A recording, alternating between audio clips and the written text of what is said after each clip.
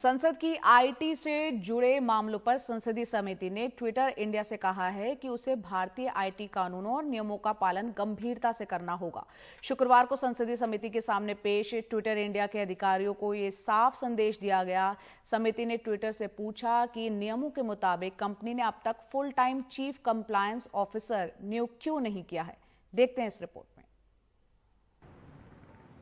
IT मामलों पर संसद की स्थायी समिति की बैठक में ट्विटर इंडिया के अधिकारियों को आम नागरिकों के अधिकारों को सुरक्षित रखने और सोशल मीडिया प्लेटफॉर्म के दुरुपयोग को रोकने की ट्विटर इंडिया की नीति को लेकर कई मुश्किल सवालों का सामना करना पड़ा। सूत्रों के मुताबिक बैठक में ट्विटर इंडिया की तरफ से आए 2 अधिकारियों, पब्लिक पॉलिसी मैनेजर शगुफ्ता कामरान और लीगल काउंसिल आयुषी कपूर से सांसदों ने पूछा कि ट्विटर इंडिया ने नियम के मुताबिक full time chief compliance officer अभी तक क्यों नहीं नियुक्त किया है और उसे भारतीय कानूनों का पालन करना होगा। ट्विटर इंडिया के अधिकारियों ने जवाब दिया कि वो भारतीय कानूनों का सम्मान करते हैं, लेकिन ट्विटर की नीतियां भी उनके लिए बेहद अहम हैं। करीब 95 मिनट तक चली पूछताछ के दौरान एक सांसद ने हाल में गाजियाबाद की विवादित घटना का भी जिक्र किया और इससे जुड़े कंटेंट मैनेजमेंट के ट्विटर के फैसले की आलोचना की। बैठक के बाद ट्विटर इंडिया ने कहा कि हम पारदर्शिता, अभिव्यक्ति की आजादी और निजता की अपनी नीतियों के तहत आम नागरिकों के अधिकारों को सुरक्षित रखने के लिए संसदीय समिति के साथ काम करने के लिए तैयार हैं। हम भारत सरकार के साथ भी जन संवाद को सुरक्षित रखने की साझा प्रतिबद्धता के लिए काम करते रहेंगे।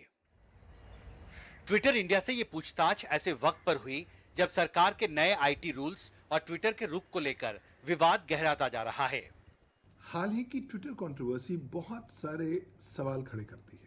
पहली बात, क्या एक सर्विस प्रोवाइडर होने के नाते आप अपने टर्म्स किसी राष्ट्र को, किसी सरकार को डिक्टेट कर सकते हैं?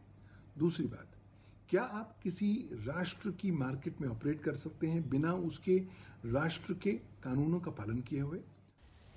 अब संसदीय समिति दूसरी सोशल मीडिया कंपनियों से भी इस मसले पर पूछताछ करने की तैयारी में है। ट्विटर इंडिया के एग्जामिनेशन के बाद अब संसद की स्थायी समिति ने फेसबुक, गूगल और यूट्यूब जैसी सोशल मीडिया कंपनियों के प्रतिनिधियों को भी समन करने का फैसला किया है। उन्हें जल्दी ही समिति के सामने पेश होकर सोशल मीडिया पर आम नागरिकों के अधिकारों को सुरक्षित रखने और सोशल मीडिया प्लेटफॉर्म के दुरुपयोग को रोकने को लेकर उनकी नीतियों पर सांसदों के सवालों के जवाब देने होंगे। दिल्ली से हिमांशु शेखर, एनडीटीवी इंडिया।